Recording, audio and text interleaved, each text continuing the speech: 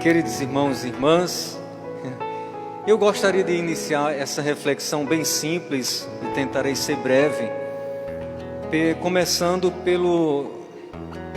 pela segunda leitura, que é da primeira carta de São Paulo aos Coríntios. São Paulo pegava pesado às vezes, ele não tinha dó não, né? Ele, por ser muito convicto, São Paulo tinha uma convicção muito grande daquilo que ele vivia. Eu não sei se vocês já prestaram atenção nos escritos de Paulo, mas Paulo parecia ser um sujeito muito resolvido por Jesus. E por ser um sujeito muito resolvido, muito decidido pelo Evangelho, portanto por Jesus Cristo, ele falava umas coisas às vezes duras e portanto difíceis de serem compreendidas. O que é que Paulo está incentivando aqui, gente? Se a gente for olhar direitinho, ele está incentivando, claro, para aqueles que têm a vocação de uma vida consagrada ou de uma vida mais dedicada ao Senhor, ele está incentivando a não casar. Alguns dizem que São Paulo não casou. Será que São Paulo foi ajuizado ou foi desajuizada? O que é que vocês acham? O casamento é para quem tem juízo ou para quem não tem juízo? Vamos lá, gente. Digam aí. Você é casada? É para quem tem juízo ou para quem não tem? O marido está aí? Quem é? Ah, é o Cícero. Ah, meu Deus do céu. Ixi, então fica calado, viu?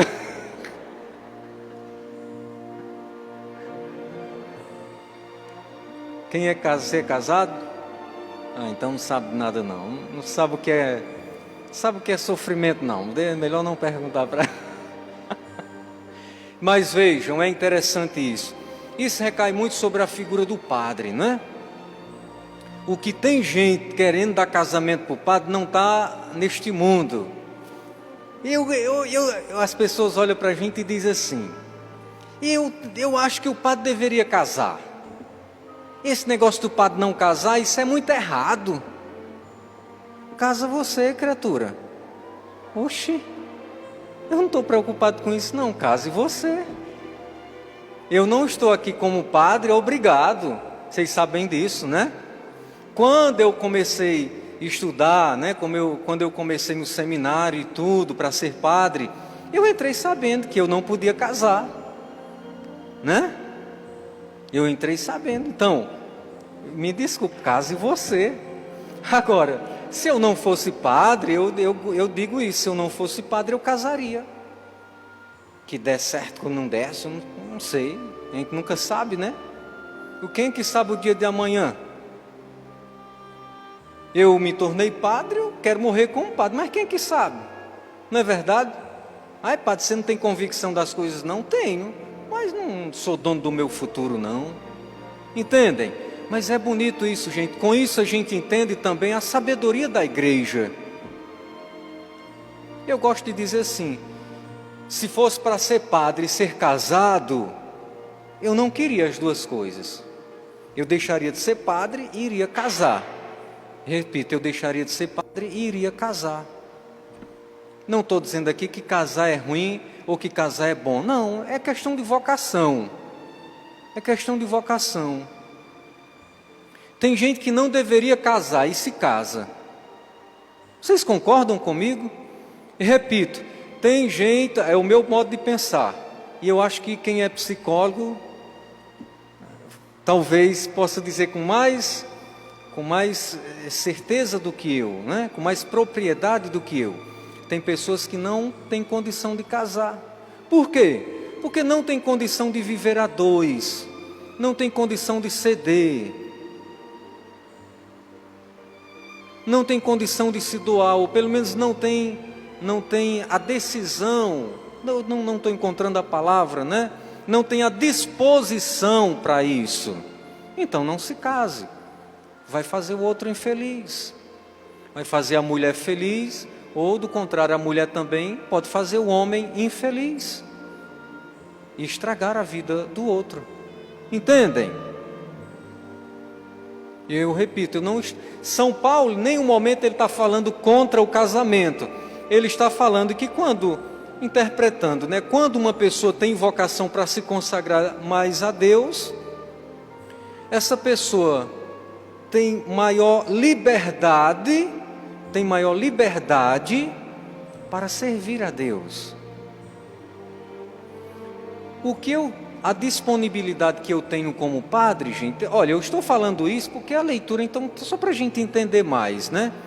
A disponibilidade que eu tenho como padre para mim e para a igreja, se eu fosse casado, eu não teria isso, eu não teria essa disponibilidade toda. Eu teria que dar atenção à mulher, aí aparecia aí uns bruguelinhos, né? Tinha que assistir os bruguelinhos, leva para o hospital, né? Leva o menino para a escola, né? Vai para o trabalho, porque senão não dá comida ao menino. Entendem? Vocês estão entendendo por que aqui o padre não casa? Não é porque é mais santo ou mais pecador do que vocês, não se trata disso. Mas é uma questão de liberdade. Repito, e ninguém vai ser padre obrigado. Entenderam? Ninguém é padre obrigado. Ninguém se casa também obrigado. Mas, gente, não há uma coisa, e eu concluo essa parte aqui dizendo isso, não há uma coisa melhor do que a gente ser livre. Liberdade não tem preço. Liberdade não tem preço. E São Paulo diz assim: eu queria livrar vocês de um laço. O que é um laço? O que é um laço? Quando a gente pensa em laço, a gente pensa só naquela coisinha bonitinha, um presente, vou botar aqui um laço. Laço não quer dizer isso não. Laço aqui quer dizer aquilo que amarra a gente, aquilo que prende. Quem se casa deve entender que o casamento leva a gente para um laço. Tem gente que consegue viver super bem com esse laço. Em que morreu com 90 anos e deixou a mulher, né? E a mulher disse: oh meu Deus, a metade de mim foi embora. Olha, essa entendeu o que é um casamento e ela se sentia bem dentro daquele laço. Viveu a vida toda em função daquele ambiente, para o marido, para os filhos, para ela, para a família, para a casa. E ela se sentiu feliz. Quer dizer, vocação. Às vezes, é a mulher que morre e o marido diz: oh meu Deus, minha velhinha morreu. Como é que eu vou viver sem ela? Entende, gente? Foi feliz a vida toda com ela. Isso é bonito. O que é então mais valioso? Casar ou ser freire ou ser padre? A gente não pode dizer. São Paulo diz que seria estar mais livre para servir a Deus. E ele está certo. Mas desde que tenha a vocação. Porque a gente pode ser padre também e viver uma vida infeliz. Infeliz. Entendem? Então, por favor, nunca mais digam: o padre deveria se casar. Quem é você? Não, é errado. Entendem? Um homem não é, olha aqui, um homem não é sinônimo de felicidade para uma mulher. Quem foi que disse que uma mulher só pode ser feliz com um homem? E também uma mulher não é sinônimo de felicidade, de realização para o homem. Quem foi que disse que o homem só pode ser feliz com a mulher? Entendem? Se for para ser, que seja. Mas a nossa felicidade maior é quando a gente está bem com a gente mesmo. Quando a gente se encontra. E nesse encontro a gente coloca Deus. Quando nós colocamos Deus, aí sim nós somos mais felizes. Seja casado, seja não casado. Entendem? Depois, queridos irmãos e irmãs, eu quero concluir aqui. Olhem para o Evangelho. Onde é que Jesus se encontra no Evangelho? Jesus se encontra na sinagoga. O que era a sinagoga? O templo, a casa de oração dos judeus. Então Jesus se encontra na sinagoga e está ali fazendo um discurso. E todo mundo olha para Jesus admirado. Jesus falava, diz o texto, como quem tinha autoridade. As pessoas admiravam Jesus. É interessante isso. Aqui uma primeira pergunta: será que Deus, Jesus, nos causa alguma admiração? E qual era a autoridade de Jesus? Era primeiro a sua divindade, né? E depois porque Jesus falava e fazia, não só falava. Só falar e não fazer, só falar e não ser, é triste, é triste. A autoridade de Jesus estava no seu ser, e no seu ser acompanhava também o fazer. Jesus era também um homem de atitude. Jesus não olhava para uma pessoa pobre, Jesus não olhava para uma pessoa necessitada e ficava só olhando, ele agia. Jesus não olhava para um pecador e ficava indiferente, com medo de alguém dirigir a ele uma crítica, não. Podiam descer a lenha em Jesus, podiam descer a lenha, e ele acolhia os pecadores.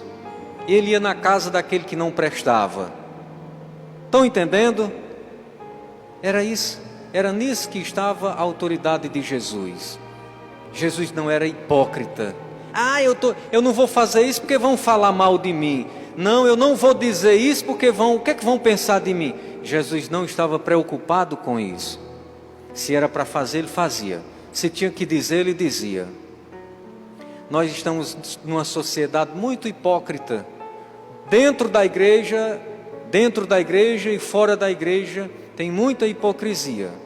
Não é só fora não, dentro também tem muito.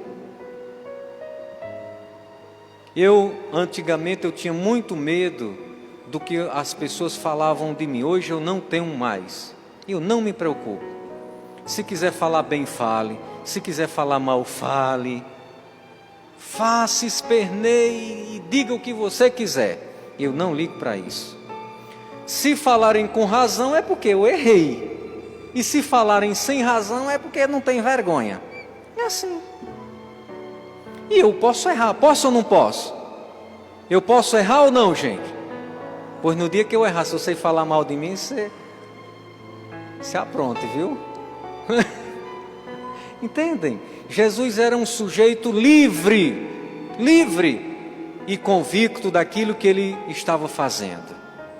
Depois, queridos irmãos e irmãs, é muito interessante um dado aqui do Evangelho. Diz que um homem que estava na sinagoga estava possuído por um espírito bom. Era não? Um espírito mau. E onde era que ele estava? Onde ele estava? Ou seja, na igreja, né? Estava possuído por um espírito. Isso significa dizer que no meio de nós, eu estou dizendo de nós, eu não estou dizendo no meio de vocês, tá bom? No meio de nós tem muita gente com espírito mau. Eu digo no meio de nós de igreja, viu? Não pense que na igreja só tem gente santa, gente boa. Tem gente ruim, velho. Ruim que fede. Vixe, padre, é mesmo? É, desse jeito. É triste, mas é verdade. Tem muita gente que é frequente à igreja, que já tem um tempo de caminhada, mas ainda não deixou Jesus libertá-la.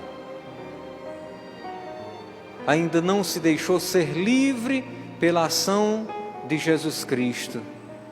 E é uma pessoa maldosa. Espírito mau é isso, é uma pessoa que vive influenciada por coisas ruins, atitudes pesadas. Pessoas fofoqueiras, pessoas invejosas, pessoas sem caridade, vê alguém que errou e desce a língua, não tem caridade. Pessoas sem a menor capacidade de espiritualidade, sim, são pessoas ainda pesadas. Não abraçaram ainda o Evangelho de Jesus Cristo. Vamos dizer, de modo, como os nossos irmãos crentes dizem, não aceitaram Jesus ainda. Entenderam? Entenderam?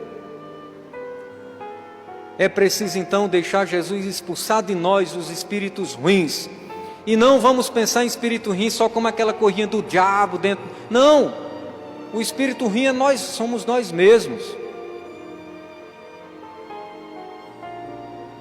Eu posso ser um espírito bom, ou seja, uma pessoa boa, uma pessoa influenciada por Deus e uma pessoa influenciada pelo capiroto, pelo fedorento, pelo encardido, pelo mal. Depende de mim abrir o coração ou não. Isso, gente, vale para mim e vale para vocês. Não deixemos que, não passemos a nossa vida toda na igreja, caminhando, sem deixar que Deus mude o nosso coração. Você pode continuar até com seus pecados, um erro aqui e ali, mas a maldade não. A maldade não. Tem praticamente 2 pecados, olha aqui. Aquele pecado que a gente comete por fraqueza. Eu não fui suficiente forte para me manter em pé, para resistir e cair, errei.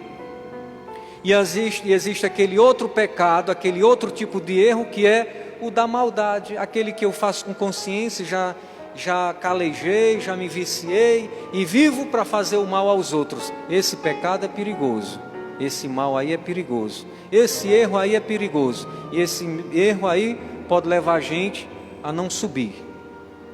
Estão entendendo? Entenderam ou não? Pois que Deus nos ajude, queridos irmãos.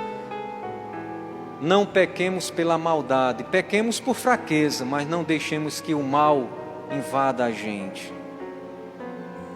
Não se sente nesse banco aí e saia com o coração cheio de maldade. Essas coisas que eu já falei aqui, não faça isso. Se desarme, nos desarmemos, tiremos de nós a maldade.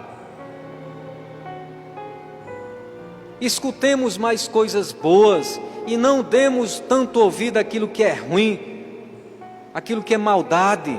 Tem gente que acorda e vai dormir fazendo e planejando maldade, gente. Isso não pode ser de Cristo uma pessoa dessa.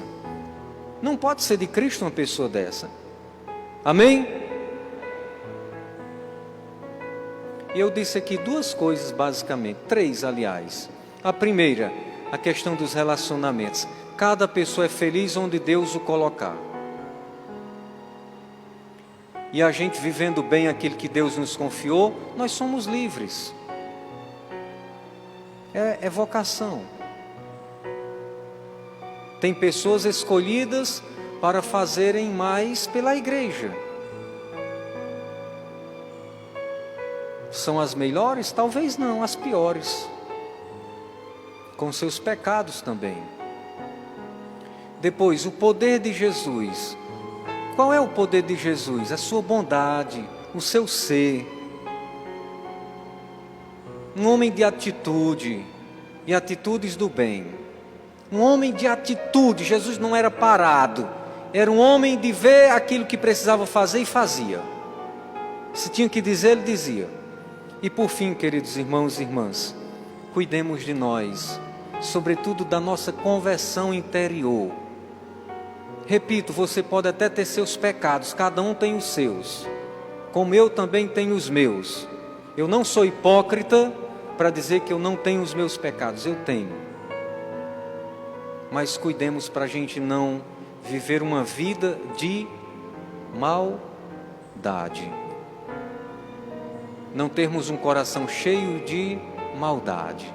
A maldade não pode entrar em nós. E se entrar, que entre por pouco tempo, que não permaneça. Amém? Vamos fechar os nossos olhos só um instantezinho.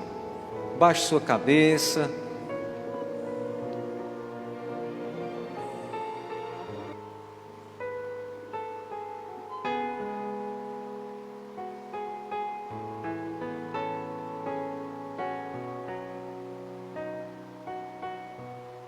Peça a Jesus, peça a Deus, nesse momento, pelos seus relacionamentos. Relacionamento com você mesmo, relacionamento com a tua família, o relacionamento com as pessoas que trabalham com você.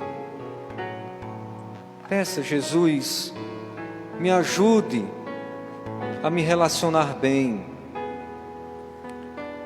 me torne mais pessoa, me torne mais humano. Me perdoa, Senhor, pelas feridas que eu já causei nas pessoas.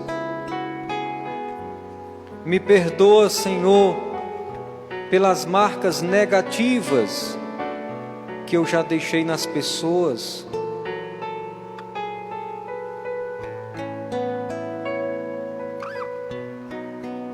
Eu quero ser melhor.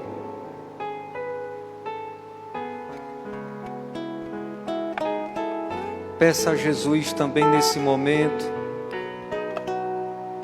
que cure em você as feridas que as pessoas já causaram em você. Não lembre nesse momento com raiva, com rancor, mas lembre acreditando que Jesus pode curar o teu coração.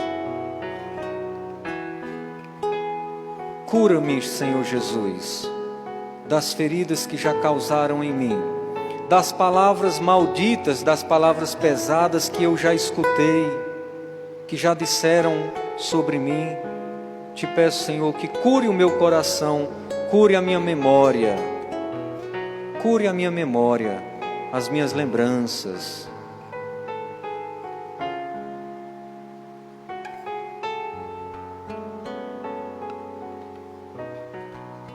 Eu te peço, Senhor, ainda, que retire do meu coração toda maldade, que eu seja uma pessoa do bem.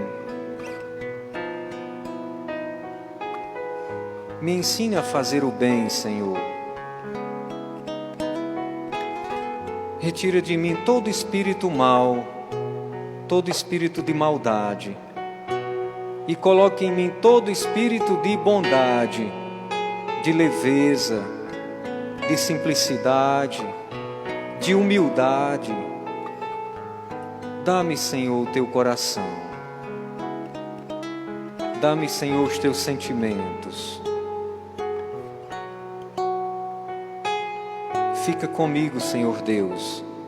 Me proteja. Ilumina-me. Fica comigo.